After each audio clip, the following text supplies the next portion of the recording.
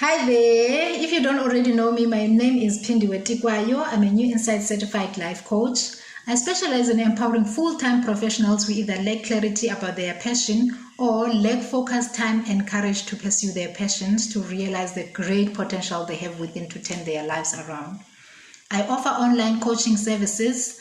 If you are interested to know more about those, you can visit my website and Facebook page. The details can be found in the description section of this video. In this video though, I want to share with you the 6 effective questions you can ask yourself for a personal year-end review, which I covered in my latest blog article.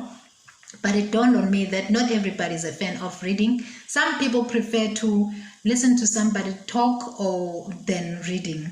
So if you are one of those people, this video is for you. You may already be in your holidays, or if you are like me, this is your last working week. But either way, before the holiday spirit takes over, I want to encourage you to take some time out to reflect on how the year went for you. First thing to do is narrating a story about your year. Reflect on it and paint a picture as though you are sharing your story with somebody else. Also identify the emotions you felt at the time of whatever it is that you are reflecting on or whatever it is that you are writing down. Doing that exercise is going to help you easily answer the questions I'm about to share with you now.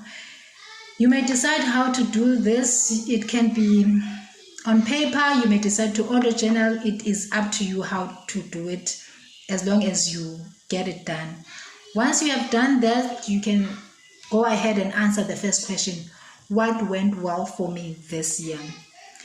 In answering this question, you outline your accomplishments and identify the things that brought you satisfaction. Doing this is going to help you identify things that you can be proud of, things that you can be grateful of. Remember, this can be anything ranging from small to big achievements. But most importantly, you want to make sure you don't forget about reflecting on what went well in alignment with the goals that you set in the beginning of the year to gauge the achievement of those goals. An example for me would be the creation of my website, starting my blog, and launching my Facebook page. So basically, it can be anything that you consider your accomplishments, but most importantly, you don't want to forget to identify accomplishments from the goals that you set for yourself to achieve at the beginning of the year. The second question is asking yourself, what could I have done better? Now, for this question, I want to clarify that the aim is not for you to throw a self-pity party or condemn yourself, but instead it is aimed for you to acknowledge your failures and bring to the fore the things that you need to put your efforts into and improve on. An example may be, let's say you have been procrastinating to study for an exam that could put you in a good position for a promotion, or you may have been making excuses why you're not pursuing your passions. For me personally, one thing that could have been done better is better management of my family time while making strides on my other goals.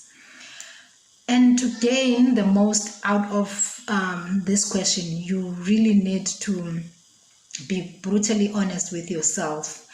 Do that, you will come to the realization that you need to make a plan and start taking action to get things done. At times, it may be that you have tried to do something, but things just didn't turn out the way that you hoped for. Reflecting on this question may help you bring ideas on better alternatives to achieve the same goal, or at times you may come to realize that a completely new change is required, right? And the third question is, you ask yourself, what lessons did I learn? This is a great question to ask yourself for personal growth and development, to become the better version of yourself. It basically It is basically having a positive mindset that everything, either good or bad, happens for a reason. Crying over spilled milk won't help you anyway. You want to reflect on what your challenges were and what were your disappointments. And the important thing to note here is to remember that your challenges and your disappointments, they served a purpose. It's just up to you to uncover what the intent of those were. Maybe you did not progress well in achieving your goals. You just need to identify what were the causes for not achieving your goals. What could you have done differently? And take full responsibility of why things didn't turn out the way that you hoped for. For an example, my biggest lesson was the importance of doing things as when I feel the urge to do them, instead of over-analyzing and waiting for things to be perfect before I can start taking action. That has brought me so much satisfaction. A typical example for that is what I'm doing right now, recording this video. It was never a part of my goals that I'll be recording videos so early in my career of life coaching. As much as it is something that I know it is in my plan in the future, but it was not something I thought I would do now at this stage. But I am completely happy that I took that step. Waiting for things to be perfect is not going to help. I'm no longer waiting for perfection. I'm seriously off that train. It might just not move. So I advise you to do that. Identify, be brutally honest with yourself. Identify the things that you could have done better, and you will see it will help you. And the fourth one is you want to ask yourself, where did I spend my time and energy? See, now this one is going to help you identify the misuse of your time and energy. Assess if your time was spent where you wanted, or on things that matter to you. Was it spent on things that you had planned to do? Identify the things that you can cut out to save you more time to do things that truly matter to you, instead of being driven around by random daily demands and distractions that are still in your precious resources, really. And the fifth question is, you want to ask yourself, based on the picture that you've painted of your year, on a scale of 1 to 10, how pleased are you with how the year turned out? This question helps you to reconcile all your reflections for the year and gives you a baseline on how you will want to feel in the coming year, that is next year. Answer this question based on how you really feel about how things turned out, instead of how you think you should feel. Reflect on what are the contributing factors to your score or your rating.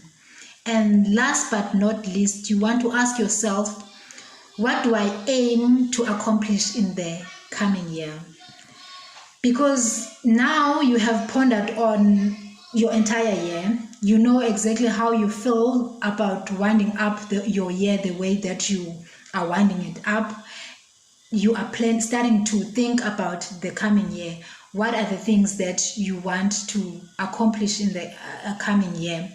You want to start planning for that now, so that you avoid any regrets. You also minimize surprises for the coming year. You may want to consider your reflections on the questions that we've already covered about what lessons did you learn this year, where did you spend most of your time, or what you thought could have went better. Those may be your starting points. And you can ask yourself, if next year were to be a successful year for you, how would it look like? Basically, you paint a picture of how your successful year would look like for next year. This is going to help you in identifying the things that you want to achieve for next year. And you can also ask your questions such as, what areas of your life that you want to push yourself on to or learn and improve on for the next coming year. Okay, let's recap on the 6 questions to ask yourself. The first one was, you want to ask yourself what went well this year for you. Secondly, you ask yourself what could have worked better. And the third question, with everything that has happened in this year, what did I learn? And the fourth question is, you want to ask yourself, where did I spend my time and energy? And the fifth question is, you want to rate your level of satisfaction on how your year played out this year. And finally, you want to consider what you want for next year, what you want next year to look like. Basically, what's the next step for you next year. How you choose to do this, how you choose to answer these questions, it is completely up to you. Like as I said, you can write them on paper, you can audio journal, and also how you decide to answer them in terms of dividing them, whether you do it all at once or you do 2 a day, 3 a day. It's totally up to you, as long as you get it done. Once the entire exercise is completed, you can feel proud that you've done yourself justice. You've taken time to properly wrap your year up. And I hope this video, you find this video useful. If you do, like and share with your network. You will never know who needs to hear, who needs to see or know about this video. Please feel free also to leave a comment on what your favorite question is, or your general realization of the questions. Bye.